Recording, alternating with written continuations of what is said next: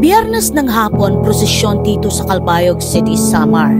Ginugunita ng prosesyong ito ang pagkamatay ng Panginoon. Sa buhay ng simbang Katoliko, ang prosesyon ay nagre-representa o nagpapaalala sa mga mahalagang pangyayaring nagaganap sa kasaysayan ng ating Panginoong Hesus.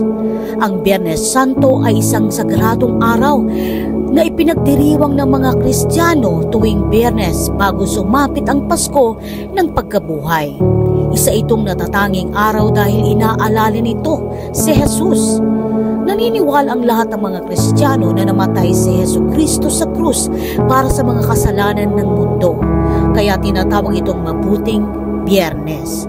Nangyaring kaganapan mga malapit sa 2,000 taon na ang nakaraan sa Kalbaryo, malapit sa Jerusalem, at tinatawag na krusipiksyon ang pagpapako sa krus ni Jesus. Kadalasan isinasagawa ang mga natatanging mga serbisyo ng pananalangin sa araw na ito na may mga pagbasa ng pangyayari o salaysay sa mabuting balita hinggil sa mga kaganapang humahantong sa pagpapako sa krus.